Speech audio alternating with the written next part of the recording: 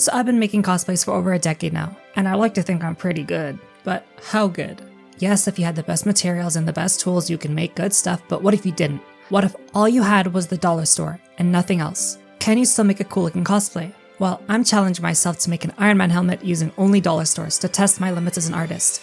Will it look awful? Probably. Dollar store stuff isn't very good.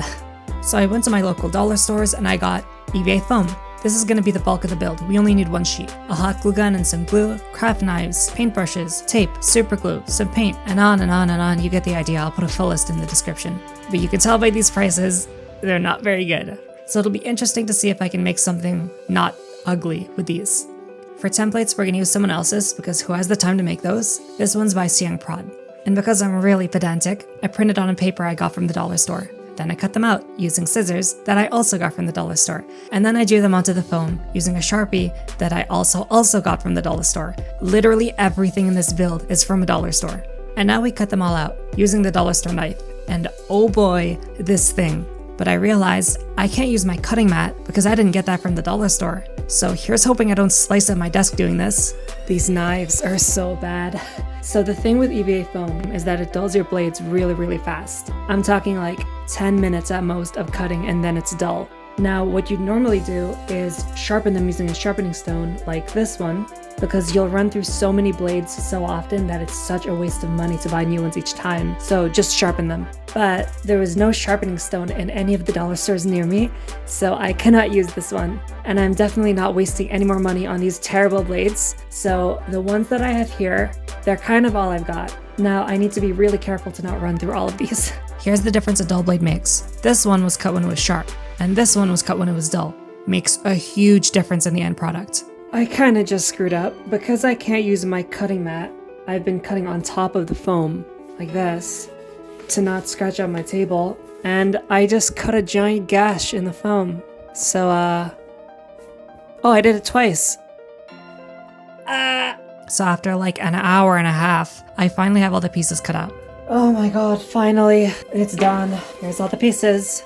That took like 40 minutes longer than it needed to. So now we have all our pieces, time to glue. And this was the other part I was really worried about. Ideally, you want to use something like contact cement because it gives clean, consistent seams when you glue pieces together. We only have hot glue, which can work, but it gets way messier. Though honestly, the glue itself I knew would be totally fine. It's the super cheap $4 glue gun I was really worried about. But I was very surprised at how well it worked. You can absolutely feel the flimsiness, and it doesn't get very hot. But for $4, holy, this thing is actually good. And just like that, we've got the core of the helmet. This entire time, I was so pleasantly surprised at how well this build was turning out. It's got some messy spots, but I think it's not bad for dollar store stuff. There are some complicated cuts on this helmet, like on these earpieces. They're beveled on an actual Iron Man helmet. Typically, the way we do this is we'd use a Dremel, because cutting angles, especially circular angles, is really hard on foam, so we usually just sand it down instead. But because dollar stores don't sell power tools, here's a trick I use. Take your scissors and just trim diagonally along the edge. The longer the scissors, the easier this will be, which is why I bought the big ones specifically. This works way better on straight edges, but it can work on curves too, it's just harder. Now this is obviously nowhere near as clean, but if scissors is all you got, you can totally make it work. Okay, so I was doing a bit of cleanup and I found this gap. So this is the reason why we got super glue in addition to hot glue. Because it's gonna happen where there are some parts that kind of burst open like this. You could just put some more hot glue in there, but hot glue is really goopy and it's just gonna leave this ugly looking blob. So what we do is we put a little bit of super glue in there and then we press it shut. When the super glue is dry, it's magically sealed. So what I'm also gonna do is put a bunch of glue on the seams in the inside as well, just for some extra strength and stability, because I do not trust this dollar store hot glue to actually hold the helmet in place. So now it's time for cleanup. Since I don't have my regular tools, I'm super limited on what I can do. So I'll need to get a bit creative with making this look presentable. You can see where I really messed up. But that's okay because I have a trick up my sleeve to make this look not awful. Before we paint, we need to seal the foam. Otherwise, the paint won't adhere properly to it. Normally, I'd use Plastidip. It's a spray-on rubber coating that protects the foam and helps paint stick. But because of the challenge, I only have Mod Podge, which can totally work, but isn't as good because you need to hand paint it, which is annoying, and it can leave brush strokes. So what I'll do is take my handy water bottle for drinking water and water it down. Doing this minimizes the brush strokes, but also Mod Podge on its own is a bit too goopy and it tends to clump. So I brushed on the watered down Mod Podge, doing 3 layers, lightly sanding between each, with sandpaper that I got from, you guessed it, the dollar store. So foam sealing is something you can do 100% from the dollar store actually. Nothing special needed. And with the Mod Podge dry, it's now ready to paint. For the base coat, I'll be using black, since it's a great base color for metals. Dollar store paints actually work totally fine. I even use these in some of my actual cosplays. It's usually the brushes that suck because they wear out too fast. It's better to just get a nice set from an art store and take care of it. Those will last you for years. And once the black is done, time for gold. So gold on its own is a little too thin and too bright, so we're gonna mix it with a little bit of brown. About 3 parts gold with about 1 part brown. This is called dry brushing. Typically you wet the brush with water first because it prevents scratchy brush strokes. But for metal, this is exactly what we want. So I put the paint on dry, wiped most of it off, and then just scratched it on there. Don't be afraid to get messy with it, we're going for the abrasive look. Look at that. That's actually not bad at all. Then we tape off the gold, and we do the same thing with the red.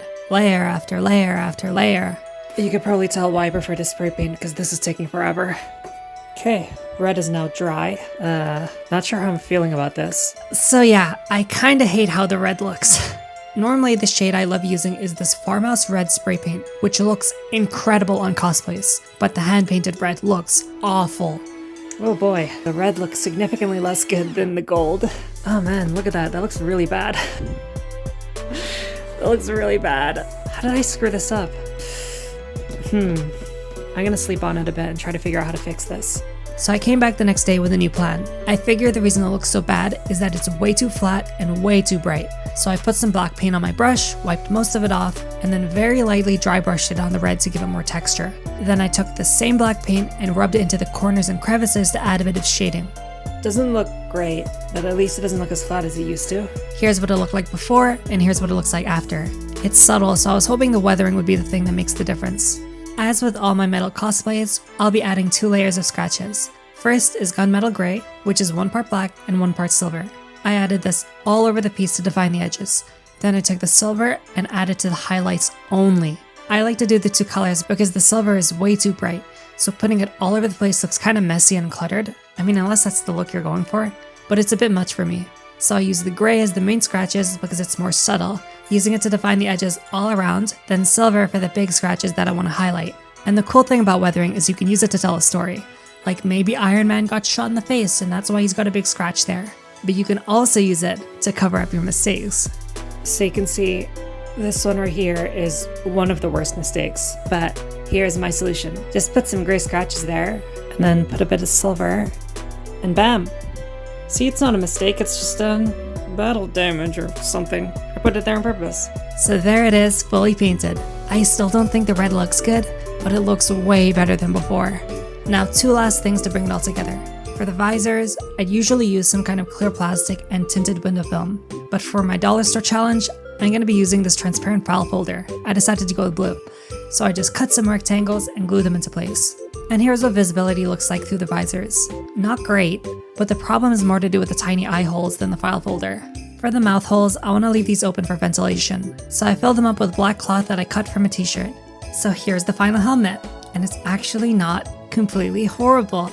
For comparison, here's a helmet I made using good materials and tools. You can pretty clearly see the difference in quality.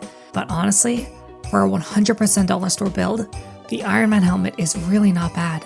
So let's talk price. How much did this cost me? In total, everything cost me 43.5 Canadian dollars, including both the tools and the materials, which sounds like a lot for a dollar store, but the tools like the knives and the scissors are things you're going to use beyond just this project. So including only the materials and the paint, it was $19.5. For $20 and 10 hours of work, this really isn't too bad at all. Now the question is, can I fix this? It's okay, yeah, but can I bring it up to my standards for costumes?